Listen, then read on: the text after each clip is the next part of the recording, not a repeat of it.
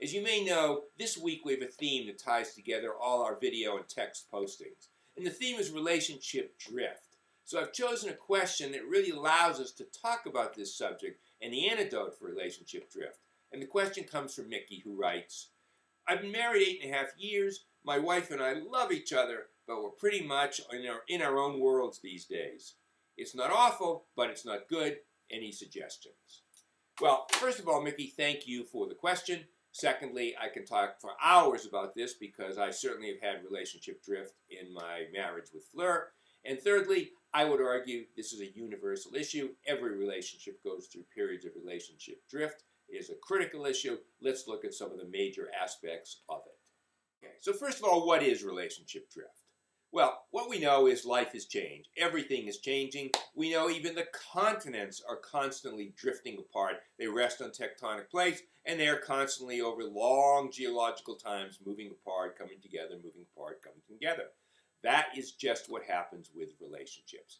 Two people love each other, they get involved in a relationship, they get married, whatever, and over time they're going to go further apart together, and it is a very natural process, and we should all be aware that it happens and expect it to happen. Now, why does it happen? Well, it happens for a variety of reasons. For instance, let's say I really get involved in my career, I'm gone a lot, maybe I'm traveling a lot, maybe it's taking an enormous amount of time and pressure, and I'm going crazy a lot of the time, and I'm not putting the attention on my relationship. Or maybe I'm involved with my children. I love my children.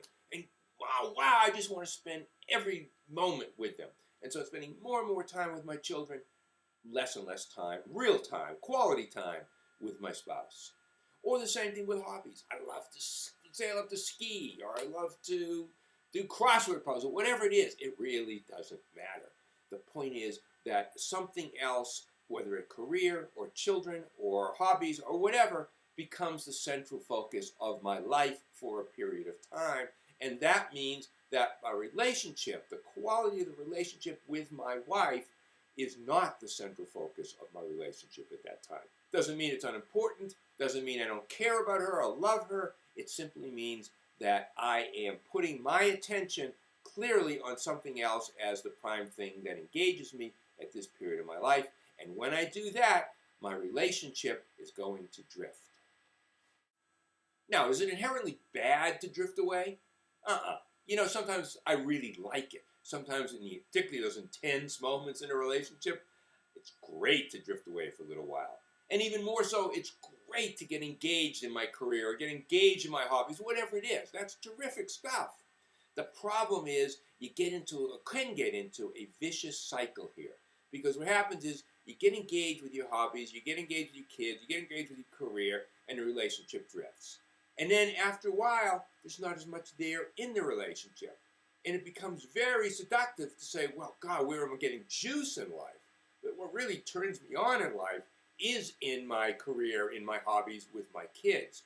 And so you spend more time there, and the relationship drifts further. There's less juice in the relationship here. And after a while, the relationship becomes a dead zone, kind of what like Mickey is describing, where they love each other, but there's not much going on there.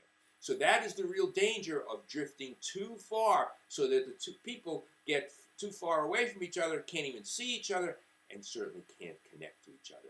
And that is the critical piece, and that is the antidote that we'll talk about now, about how to stop the relationship drift and to come together again.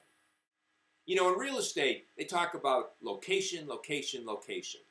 In relationships, particularly in regard to drift, it's connection, connection, connection. Connection is the antidote to relationship drift. Now, the first thing in making connection is, first of all, recognizing, my God, we are drifting apart, we have drifted apart. I don't want to drift apart anymore.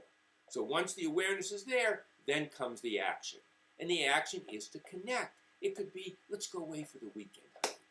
Or let's get some babysitters and, and spend some time the next few days really going out and being together with each other. Or even more importantly, let's talk. What's going on with your life? What are you really loving about your life right now? What are you worried about? What are you afraid of right now? And let me tell you about my own, what's going on with me and how I feel about what I'm doing with my career or what's happening in my life. those are the ways that people connect, and it's got to be a deep connection. And often it takes some re-entry to do that, to connect together, because if people have gone too long, they've drifted too far apart, they got to work at it a little bit. Doesn't take much. If the basic connection is there, they can get it back pretty quickly. But the key to remember here is you always want to remain connected, so that even if your life and your partner's life start to go off externally in very different directions, you're involved in this and he or she's involved in that, that's fine, as long as the connective tissue, the connective thread is there between you.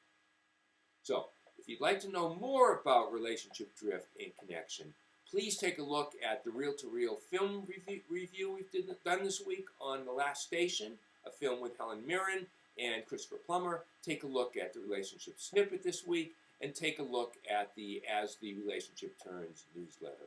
They're all geared around this issue of relationship drift, and very important, please, if there are follow-up subjects about this, we only touch on this here. If there are specific questions you have, follow-up subjects, let us know, and we'll do our best to respond in the next couple of weeks.